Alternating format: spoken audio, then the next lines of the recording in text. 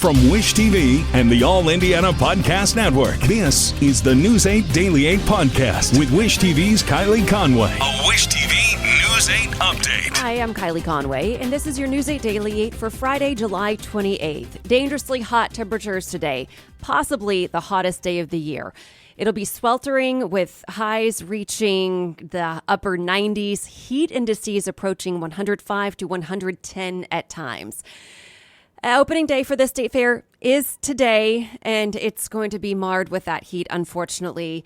After this unbearable hot afternoon, there will be storms and showers into Friday night, into Saturday morning. So just keep that Storm Track 8 weather app really handy. It's free to download. You can watch that radar, and you'll know exactly what's coming for you and what is in your area, and set the alerts and fine-tune them however you want them to be set, however many notifications you want to get. If you don't want to get any at all of that is customizable. And yes, it is hot. So Indianapolis is preparing. Power companies and State Fair all making moves to handle it. Family centers at Indy Parks will be open as cooling centers. Park pools and splash pads are still open, though this is the final scheduled weekend for several of them. If you want to find the closest one to you, go to wishtv.com and look in the As Seen On section of our website. Find the story. All that info's there. And power companies are asking that you cut down on energy use to avoid overstressing the power grid.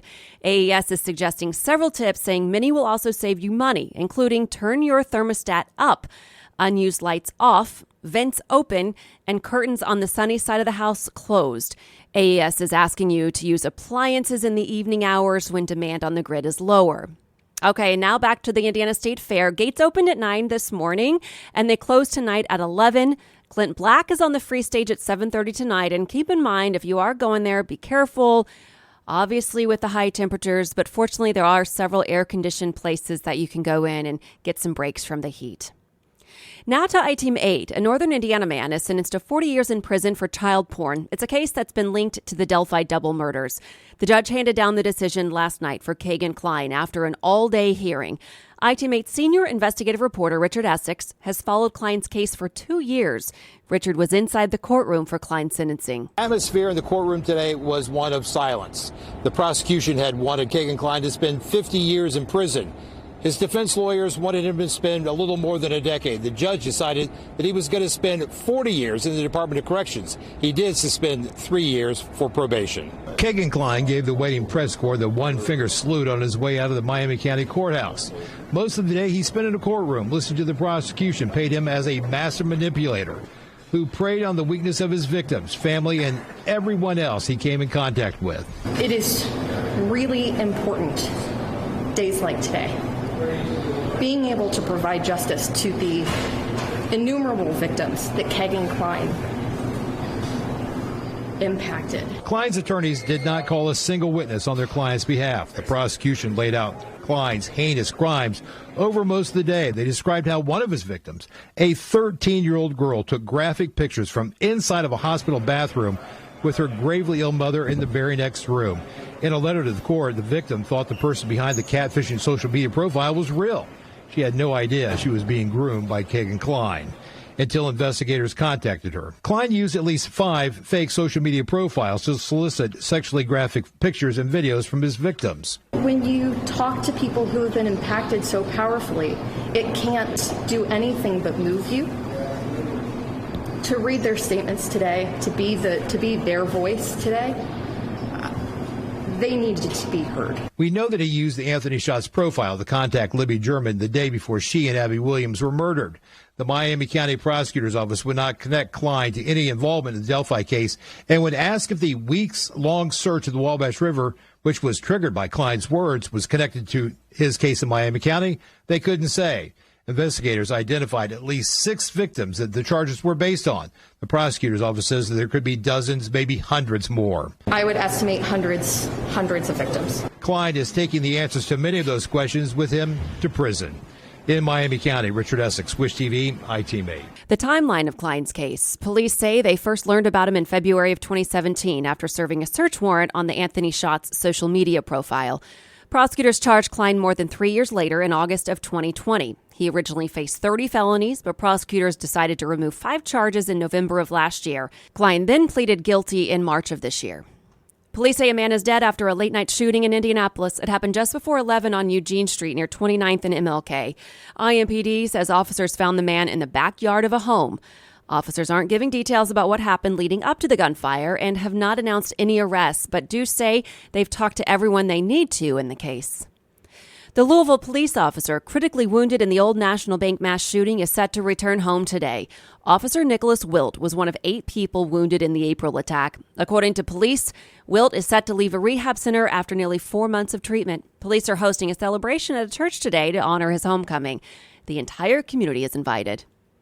Former President Donald Trump faces more counts in the classified documents case. He's now accused of obstruction and willful retention of national defense information. Prosecutors added the charges yesterday, accusing Trump and his aides of asking staffers to delete video from cameras at his Florida estate after investigators visited in June of last year. A Trump spokesperson said in response that the new charges are an attempt by the Biden administration to harass Trump and influence the next election. The Big Ten Conference is one step closer to the start of football season this fall. Players and coaches came to Indianapolis for the conference's media days this week. Our Andrew Chernoff was there to hear from both IU and Purdue before both teams take the field later this year. Welcome to day 2 of Big Ten Media Days. Lights, camera, action. Big Ten Media Days mean one thing. Football season is just around the corner. There's definitely a chip on our shoulders. Last year, we just have unfinished business that we just need to take care of, and I believe that we've been putting in the work over the summer. Sharpen each other today. A new year means new opportunities. For instance, IU is hoping to put its 4-win season behind it. Tom, what's the biggest difference you think with this group this year? Well, we got more depth. That is one of the focuses we've had, is as we attack the portal, was to get some older guys in here that would be able to give us more of that depth, more guys that can play. Meanwhile, it's a new era for the Purdue Boilermakers as they have a new head coach in Ryan Walters. But Walters inherits a Purdue team that made it to the Big Ten championship game last year, a game that was played right here in Lucas Oil Stadium. There were a lot of guys in the locker room that have played at a high level and know what it takes to be competitive and play winning football. One of those players who Walters is referencing is new Purdue quarterback Hudson Card, a transfer from Texas. What was the big draw for you to join Purdue? Honestly, my connection with Coach Walters and Coach Harrell. You've seen the track record of, Coach Walters and what he does on defense, and then you've also seen it on the offensive side with Coach Harrell. So just being able to learn from him, at the quarterback position, and an offense that I think fits me well, I thought it was a good combination. Purdue fans hope it will be a good combination as well. At Lucas Oil Stadium, Andrew Chernoff, Wish TV, WishTV.com, and like us on Facebook. Frank's in Frankfurt, the hot dog festival kicks off today. Each day of the fest includes family-friendly activities like live music, food, and market vendors. It's happening at Veterans Park, Prairie Creek Park, and on Washington Street in Frankfurt. Opening ceremony begins at 11 this morning at Veterans Park. Festival wraps up Sunday morning.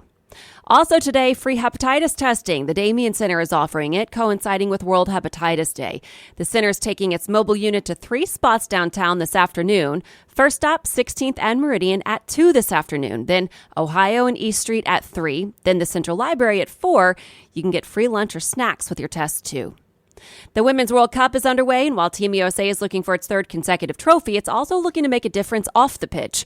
According to CNN, the women playing in this year's World Cup earn on average just 25 cents for every dollar earned by men at their World Cup last year. This despite Team USA reaching an equal pay deal with U.S. Soccer last May. Star Alex Morgan says while the issue might be solved in the States, the equal pay discussion in the sport remains an issue worldwide. The conversations that have been brought up, the questions that media are asking about equal pay, that was not something that was going around with all teams. It was really a focus on us. FIFA has said it's aiming for equal pay for the next World Cups in 2026 and 2027. To business headlines, Eli Lilly says its weight loss drug helped patients lose 26% of their weight. That's more than rivals. Eli Lilly and Company has filed for Food and Drug Administration approval of the injection for chronic weight management. The first smart gun is finally coming to market. The Wall Street Journal reports guns that use technology to ensure that they can only be fired by their owners, called smart guns, have been developed and debated since the 1990s. The BioFire smart gun will be the first widely available for sale if it ships in December as planned.